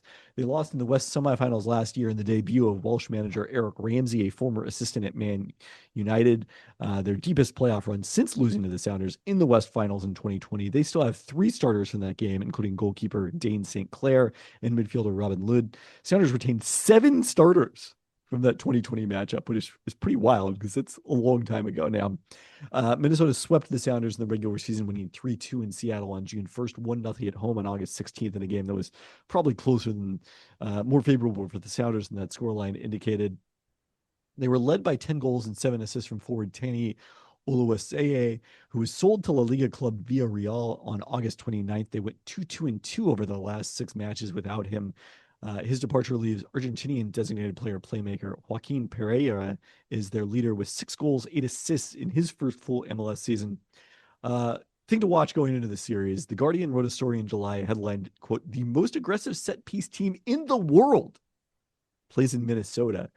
The Loons had 6 throw-in goals in the season's first half, and a Sacrament analysis in the piece showed they take more long throws and deep free kicks taken by their keeper from around midfield, where he just like sends it into the box to basically try to create a free kick from like 30-yard situation than any other team in the world's top 30 leagues. So going to be interesting to see how the Sounders, who are occasionally shaky in their set piece defense, handle that. Certainly the focus in practice leading up to this. The Sounders will be without Pedro de la Vega, who unfortunately suffered a patella fracture in that season finale at NYC FC, on which surgery is expected to miss 6 months, which will affect his availability to start the 2026 season.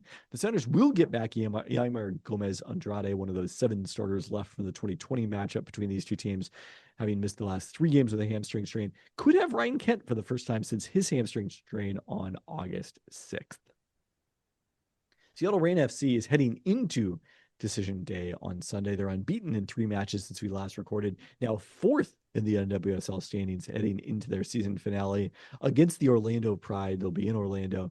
The Pride sit 3rd in the standings. Reign could still finish anywhere from 3rd to 7th in the NWSL playoff picture, depending on the result of that game. A win would clinch 3rd, but a draw would leave the Reign vulnerable to getting passed by 3 teams and dropping all the way down to 7th. All right, Seattle Storm news. So Sandy Rondello will reportedly be the first head coach for the Toronto Tempo. We, sort of expected that she would be a strong candidate for the Storm. It was reported by Ben Pickman of The Athletic that they interviewed her and had interest. It has been described as a bidding war for Brondello, and Toronto ends up as an expansion franchise winning that one to get kind of the most proven WNBA coach on the market. Previously, the Portland Fire, as I alluded to, hired Cleveland Cavaliers assistant Alex Sarama, and the Dallas Wings subsequently on Thursday were reported to have hired USF head coach Jose Fernandez. That leaves the Storm and the New York Liberty, who fired Brondello, is the 2 teams left searching for WNBA head coaches this offseason. Ben Pickman of The Athletic reported that the Storm interviewed Liberty assistant Sonia Roman, who I highlighted is a candidate to watch. He also mentioned former Storm guard Breon January, an assistant coach for the Indiana Fever, is a potential candidate. thus far, the WNBA assistant pool has not been touched at all in this hiring round, despite interest in those coaches, plus Latricia Trammell of the LA Sparks, Christy Tolliver of the Phoenix Mercury. We'll see now how quickly the Storm move. Now that Brondello is off the market, I wouldn't be shocked. I wouldn't be surprised if they hired a coach next week. There's not necessarily any specific hurry about it, but would love to, I'm sure, get that coach squared away and preparing for the 2026 season, even though we're a long ways away. October 31st is the expiration of the CBA. Clearly not going to be a deal done by then. Would expect we'll see some sort of adjustment to extend that another month or two while the sides continue negotiating, as we've seen in past situations. The other piece of Storm news: so Dominique Malunga first shared on Instagram that she had surgery to repair the wrist injury that affected her late in the regular season. She only missed one game, I believe that was against Chicago late in the regular season, but was playing with a brace on that wrist late in the year, and it did seem to maybe affect her at the free throw line, although the rest of her game was certainly intact. And then after that, a much wilder story. So Malunga was set to play for Turkish club Fenerbahce, which is at this point, I think, the world's wealthiest international team, team participating in EuroLeague. Gabby Williams has played for them for a long period, or played for them last season, is still expected to play for them later this offseason, although she's in Seattle right now working out. So Fenerbahce posted that Malunga was not going to report and that they would be, this is the translation from the Turkish, taking all legal measures to deal with this situation.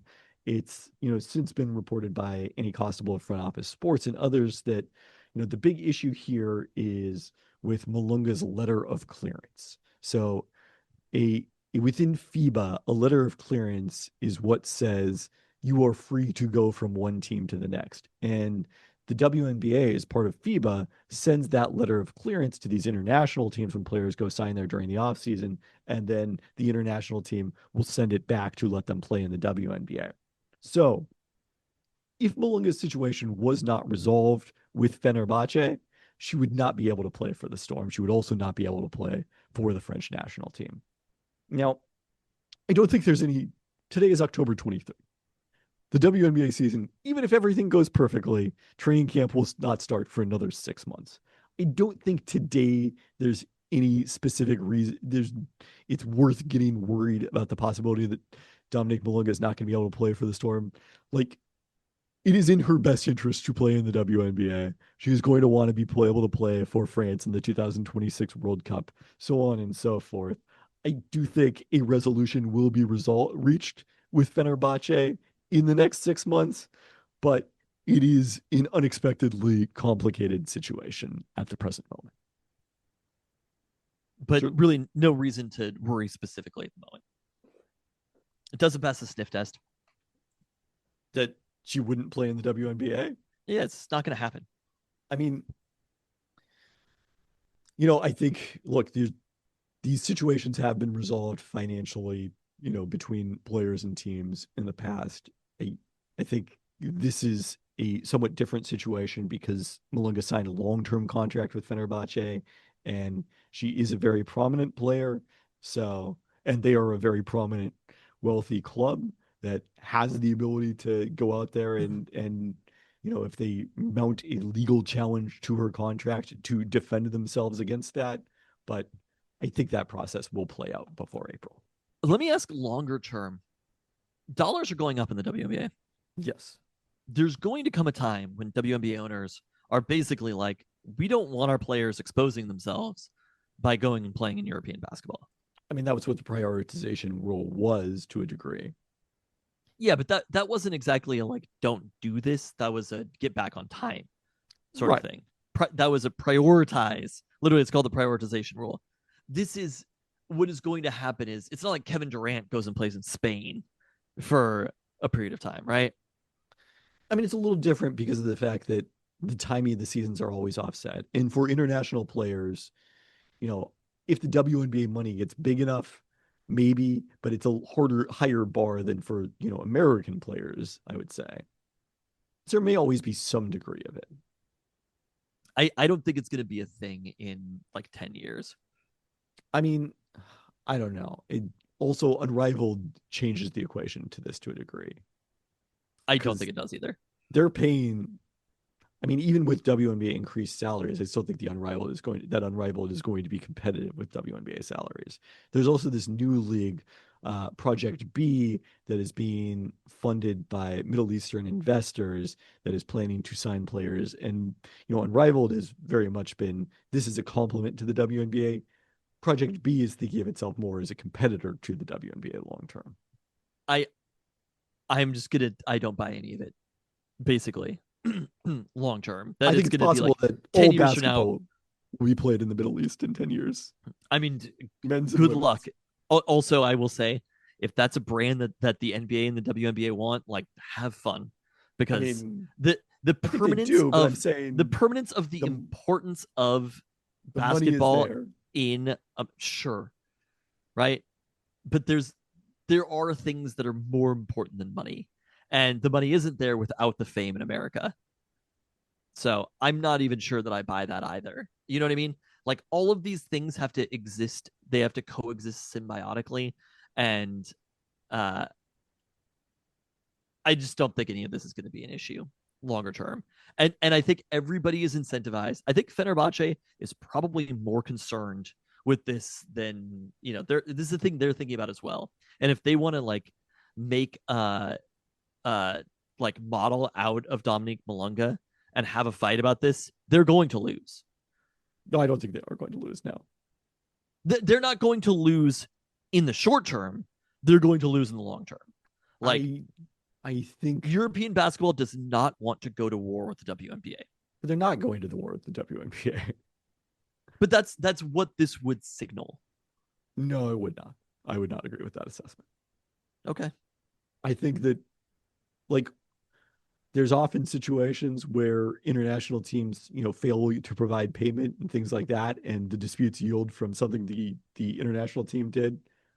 In this case, there's no indication that that's the issue. All right, UW men's basketball beat UNLV 77-62 in a public exhibition last Sunday at Hackhead without several key players: Desmond Claude, ankle; Zoom Diallo, concussion; Christian Nitu, toe; and Kamari Peterson, hamstring, were all out with short-term injuries. Danny Sprinkle said all four of those players are expected to return to practice this week and expected back in time for the season opener on November 3rd.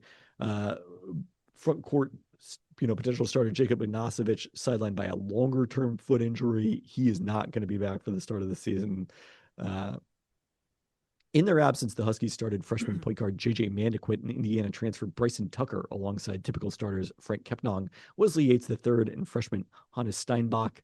Steinbach continued to build the hype coming off his dominant FIBA U19 World Cup with 22 points on 10 of 15 shooting and 16 boards, a full 8 of them on the offensive end. Bryson Tucker had 14 points on 6 of 9 shooting, very encouraging for a top prospect who struggled as a true freshman. And J.J. Mandequit, in his de facto college debut, was a point away from a double-double, handing out 12 assists. So the UNLV was also shorthanded. They're breaking in a new coach in Josh Pastner, but Josh Pastner's the coach of UNLV? He is. No longer my ESPN colleague. Stop me if you heard this before. The Huskies didn't shoot well on threes, going 5 of 17, but were 27 of 44, 61% inside the arc. So we'll actually preview the season next week. But I can't believe we're there. I'm excited. All of this gets a hello from Husky basketball right now. I would say there's just a lot of dudes. There are, and there's one more dude, because Jonathan Gavoni, my former ESPN colleague of Draft Express, reported that the Huskies got a commitment from Serbian big man Nikola Zapina, who plans to enroll at the quarter break and would be eligible to play starting December 13th for the final 4 games of non-conference play. He, in the FIBA U19 World Cup, led Serbia with 16.4 points and 1 block per game, shooting 52% from the field, had played for the youth team of ACB club Valencia. One of the things we're seeing, or I guess I should say Valencia, one of the things we're seeing. There we go. We hadn't gotten any condescending pronunciations since your return. One of the things we're seeing. It's a new Peltoncast tradition, 2 years in a row. I love it. Is that international teams historically have not paid very much for developmental players. And all of a sudden, there's opportunity with NIL for those players to make more money in the United States. So we're seeing a lot of them come over. When you look at the midseason edition, I think it's, and just the sheer depth of the team, barring significant injuries, I think it's unlikely that Subpoena plays a major role this season. But, one of the things that Jonathan Givony highlighted was this is an 18-month commitment. So it's really about 2026, 27, when presumably based on the current trajectory, Hannes Steinbach is going to be in the NBA. And Ignacevic will be graduated. But that's the thing with this Husky basketball team. You talk about how many players were out and how many players played well still beyond that. They're going to be able to find a rotation. And it's something where I think Danny Sprinkle might not know right now. It's something that's probably going to evolve throughout the season. But I think by the end of the season, they're going to have a pretty good sense of who's good. And they're going to have like a solid 8-man rotation or something like that with the ability to go a little bit deeper. Yeah. I think they're going to be deep. And withstand injuries as well. This is a team that it's in the past, it's been like Frank Kepnong's out and it is over. So I am feeling tentatively encouraged about Husky basketball. It is a situation where I'm like, I will believe it when I see it, and I don't think this UNLV scrimmage is enough yet.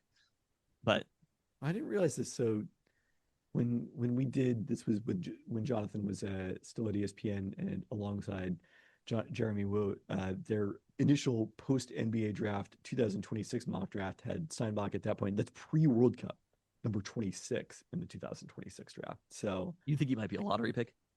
I think that is very plausible. The hype train is moving. If he wasn't going to be playing for the Huskies, he would be a player. He would be on that list next year. That's true. He would be a fucking lock to be on it. You think he might be drafted too high?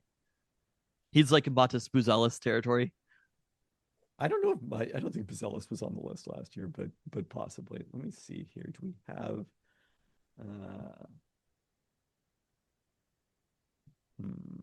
No, I'm saying Matas Buzelis was drafted too high to be on the list last year. Yeah, I'm not. Well, I'm saying I wanted to make sure that he wasn't on the list. Was he?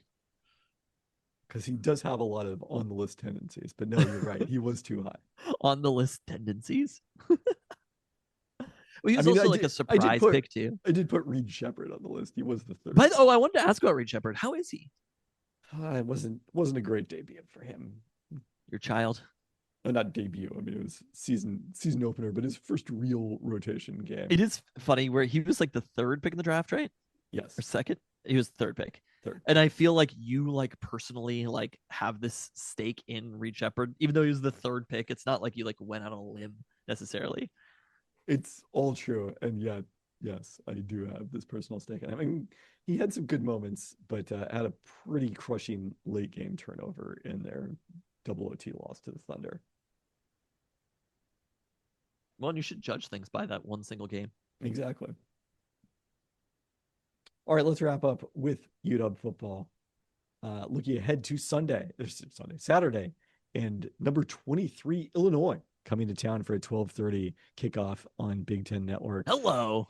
Illini are coming off their first 10-win season since 2021, with Brett Bielema earning his first bowl win in his fourth year at Illinois.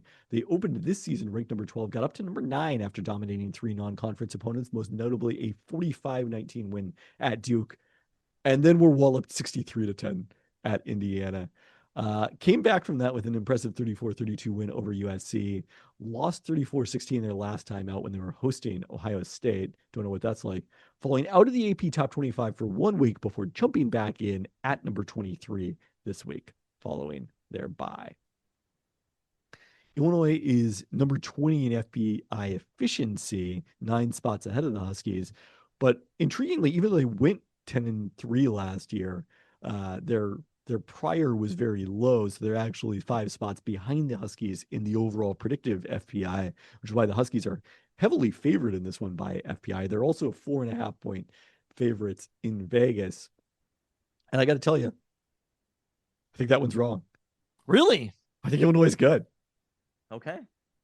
Their QB, Luke Altmaier, highly experienced, fifth college season, played sparingly in 2 years as a backup at Ole Miss. Has started all 29 games he's played for the Illini. He's completed a career high 72% of his passes for 9.5 yards per attempt.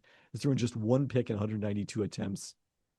Had been a rushing threat in the past. Negative yardage with sacked thus far this season, but has run for a pair of touchdowns. Actually caught one as well. He's eighth nationally in QBR, 6 spots out of Damon Williams Jr., and had a 700 in combined for 718 yards in their wins over USC and Purdue before just 248 on 44 attempts against the Buckeyes.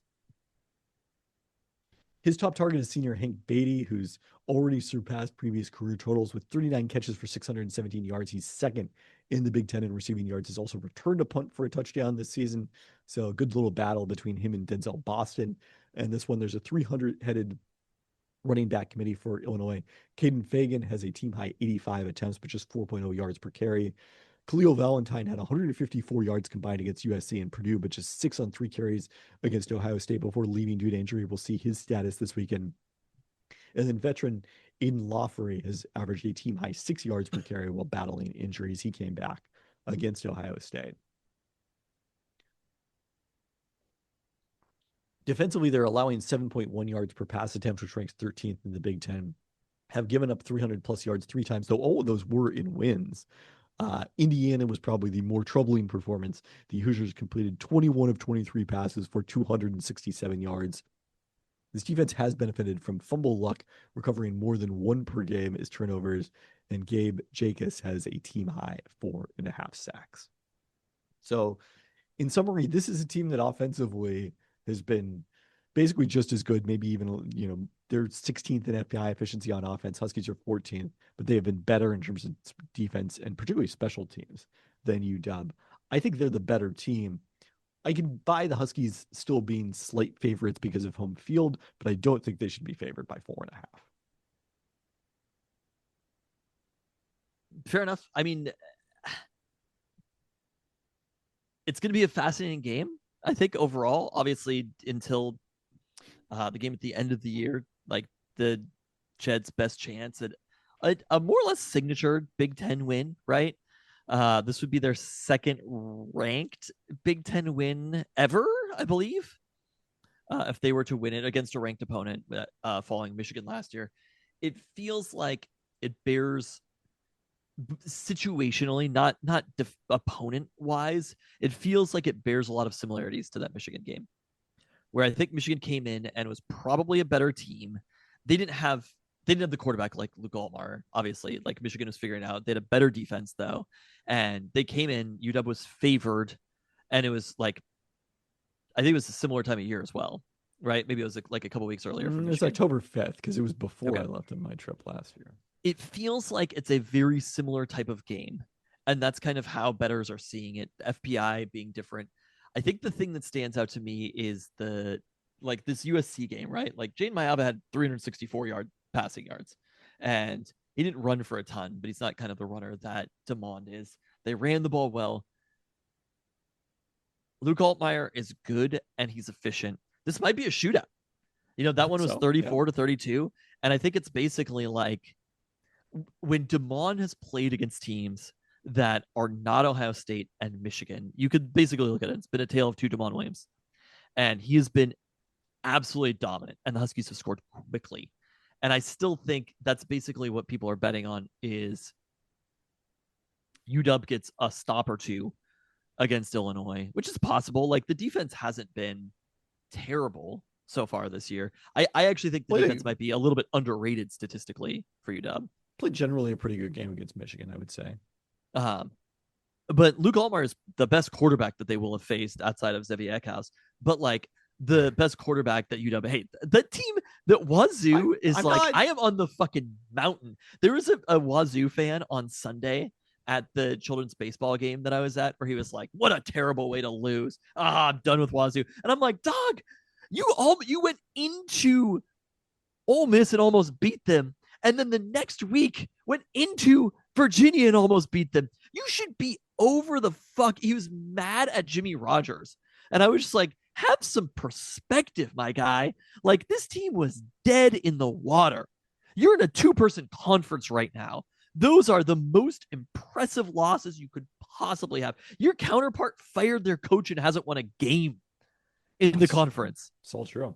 They turned Zevi Eckhouse into a fucking star. So I am hyped. Like, that is UW's best win this year, I think. But for the record, Zevi Eckhouse has the third best QBR among quarterbacks UW has faced this season. In the country? No, okay. But Julian Sayin is number 4 overall in QBR, although he also was not very productive against this Illinois defense. Luke Altmaier, Julian Sayin is number 4 in QBR. Luke Altmaier is a better quarterback than Julian Sayin is right now. Sure, yeah, they've got very different weapons around them. And offensive lines as well. He went 19 of 27 for 166 yards in their Illinois win. I think you kind of have you look at those two games, like that USC Illinois game. That one was there. USC is probably a little bit better than UW, but I'm not fully convinced of it. I think USC is good. I think UW is good also. Like, are you Katie over here? I don't think UW is bad, but I'm saying like USC. Jane Mayava has been a little bit better than Damon Williams is. I mean, USC is top 10 in FPI efficiency. UW is probably good, but they're not overrated. Top 10. But I think you look at that game, they both scored a ton of points, and it was in the fourth quarter. Illinois outlasted them, basically. And it's like, that's probably what this game is going to look like. Again, the fumble luck, like you talked about. But look at these drives from US, and they had to come down and hit a field goal to win it, right? And did they miss a 2-point conversion? They kicked an extra point to take a 1-point lead. Look at these drives from USC. Fumble, touchdown, downs, which was I'm always like downs that you probably could process. Field goal, interception, a 1 punt in there, touchdown, touchdown, touchdown. Like, if UW has a similar run and instead of 2 turnovers, they have 1, they might not punt in this game. It's a win for UW, right? If that's kind of the profile that we're looking at, and the offense moves the way that it showed against Michigan before stalling. I think the real question to me is, can they score in the red zone? Or is it going to be Grady Gross field goals? And sometimes Grady Gross missed field goals. I don't know if Illinois is the type of defense. That's what Ohio State did, and that's what Michigan did, is they kicked field goals in those games, and they didn't score touchdowns. But that hasn't been the case anywhere else on the schedule, starting with the second half in Maryland, maybe even like the third quarter against Maryland.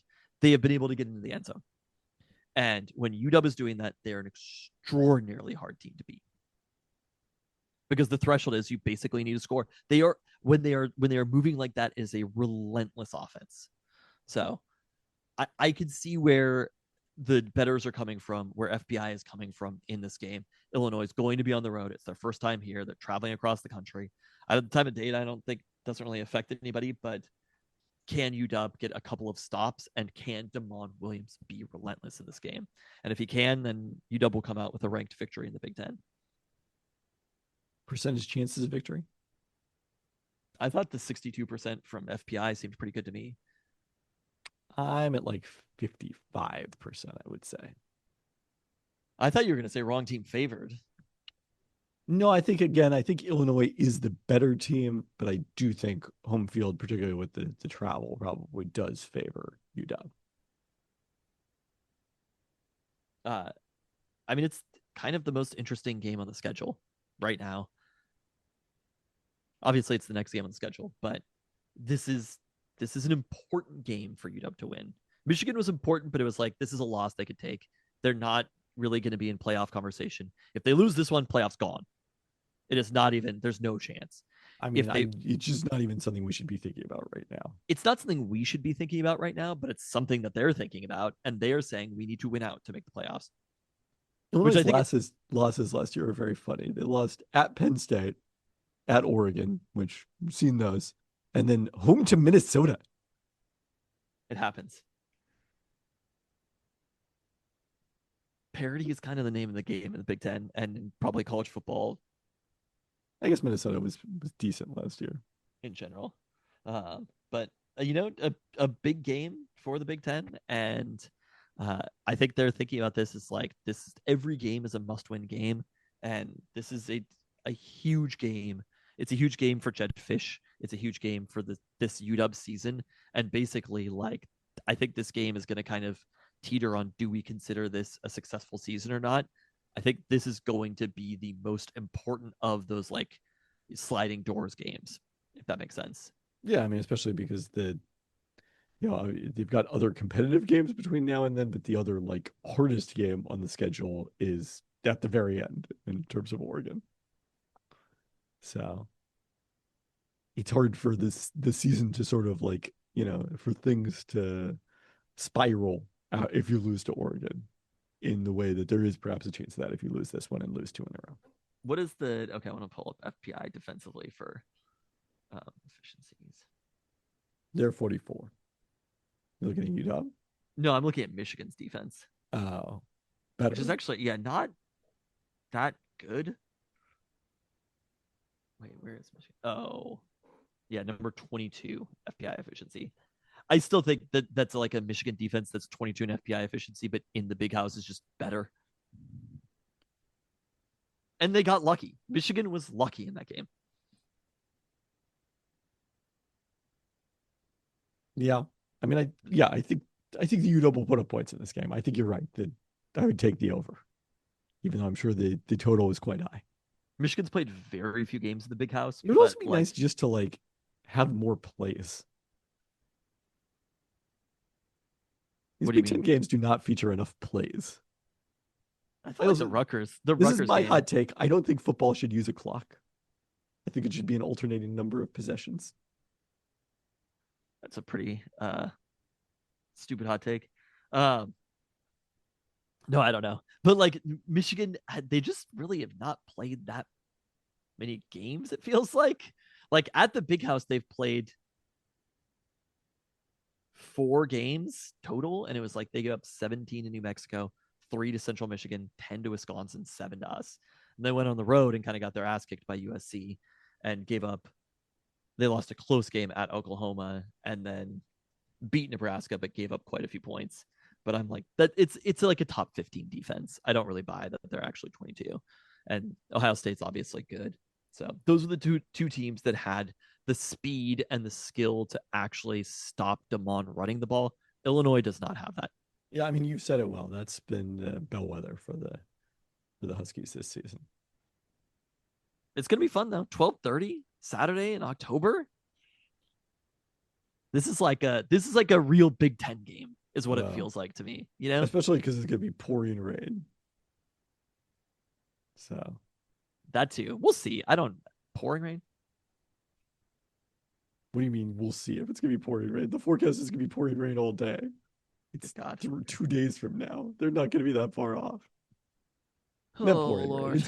It's not as rainy as it's gonna be on Friday. I looked at the forecast today and I was like, it's gonna be cold and it's gonna be gray and it's gonna last for the rest of your life.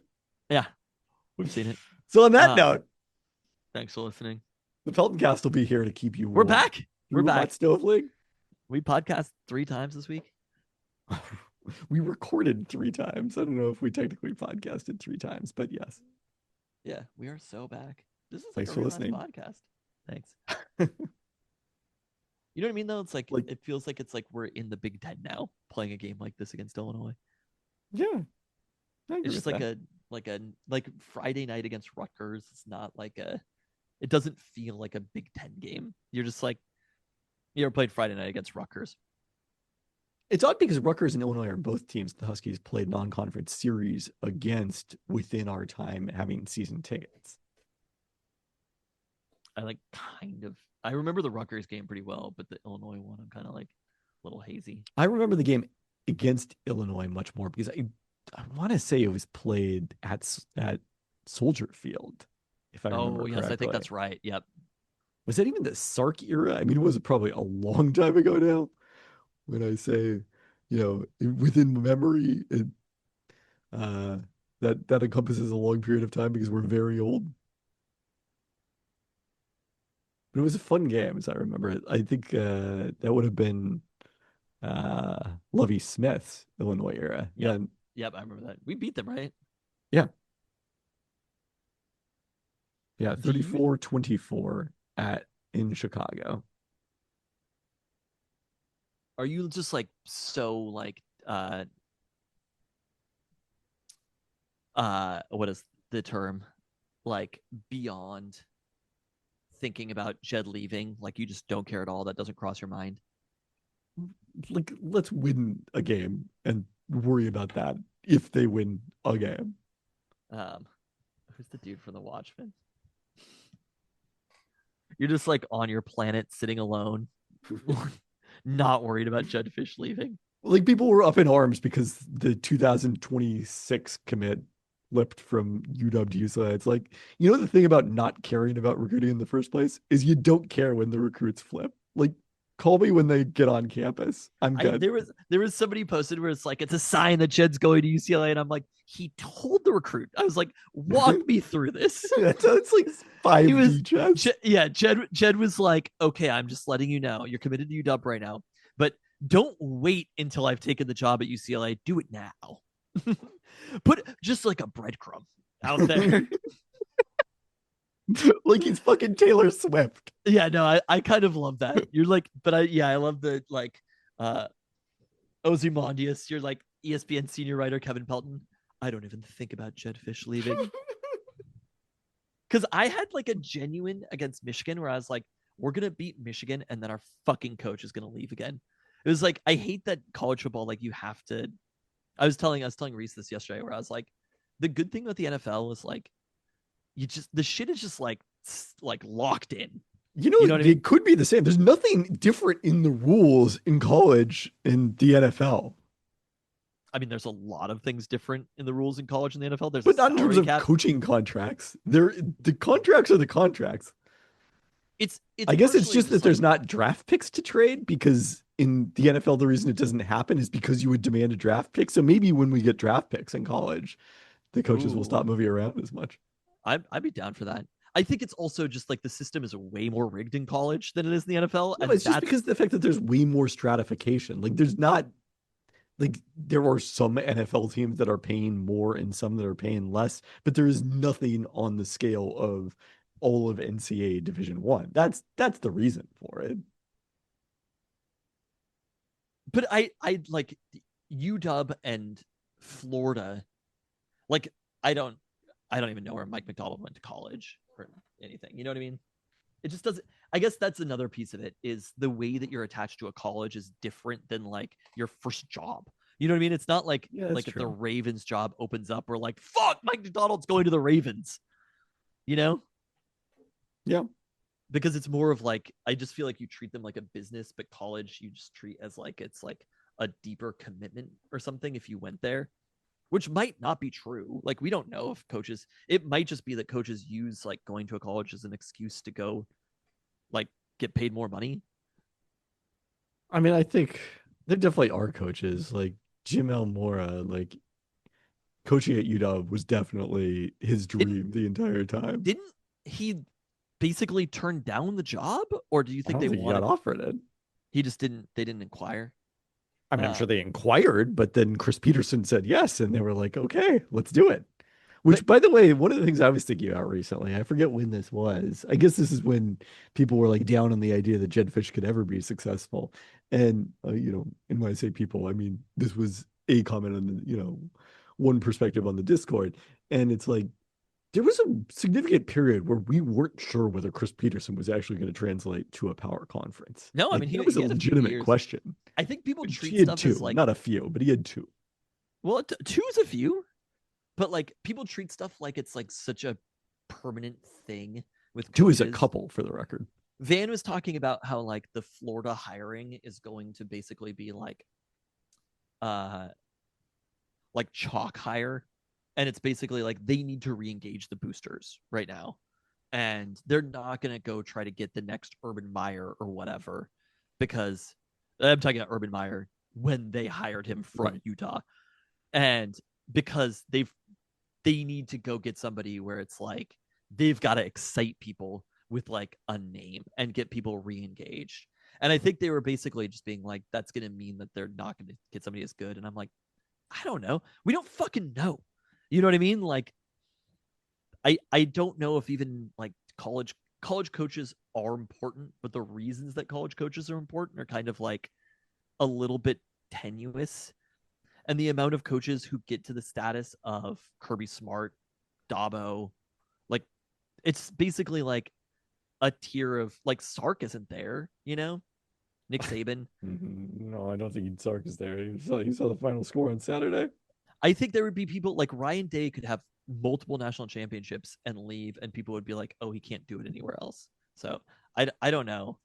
It's something that people I think are like, it's way more on whatever you have in that current year's talent, I think, than it is something that's greater than that. Like having an offensive scheme, I think, is an important thing to have that you can take with you. But like with Mike Macdonald, he's 38. And you're like, if Mike Macdonald is good for the Seahawks coach, he's just going to be the Seahawks coach. He could be the Seahawks coach for 30 years if things went well. But it's not like we're going to be like, fuck, I'm so worried that Mike Macdonald's going to go somewhere else. It's just like, that's it. He's the coach. And it would be kind of fascinating if it were like that. Like Dan Campbell's just like, yeah, I'm the coach of the Packers now.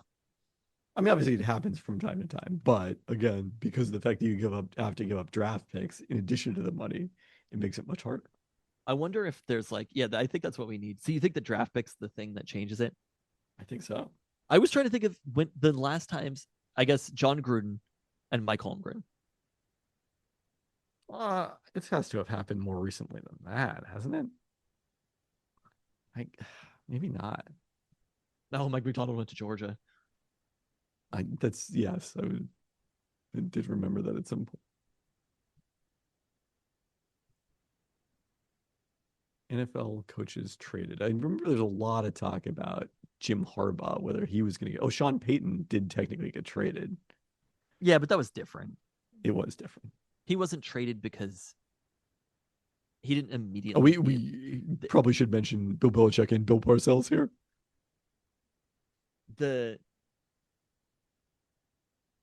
I don't know. It just doesn't happen very often. No, it is definitely few and far between. The fact that we can remember the times that it did happen as clearly as we can.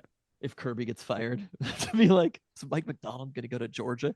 But it's also like, it's just, I don't know. I do think there's going to be more movement between college and the NFL as time goes on. Wow, the Jets got a 4th-round pick for Herm Edwards. Drafted Leon Washington with the pick. Seahawks legend. Oh yeah, Bruce Arians had to get traded for the same reason as Peyton. So there you go. I also was thinking about like Brian Callahan, where it's funny, where it's like Brian Callahan could be an NFL coach, but I'm like, I don't think he could go. He could maybe get like a small college job, but it's like the Titans are not equivalent to like a big college program. Well, getting fired from the Titans. It's not like it's not like, Well, even when he was hired as the Titans head coach. But it's not like who's the coach of Florida, Billy Napier? It's not like he's going to go to Penn State. Like, obviously he's going to go down a level. So I don't think that's when fair. He was hired when he was offensive coordinator of the Bengals and then was hired as head coach of the Titans, I don't think he could have just gone to Florida. It's almost like you get like stuck in these world, like shoddy.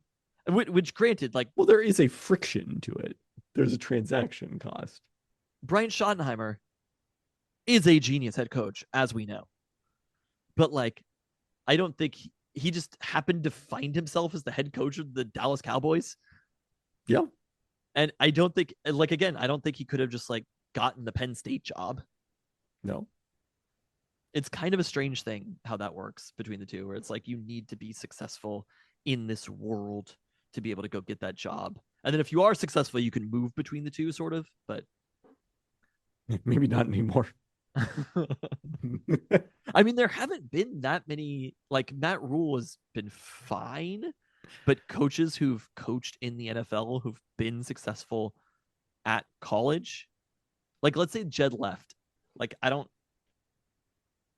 think there's like fired NFL coaches that I'd be happy with. Jim Elmore? Yeah.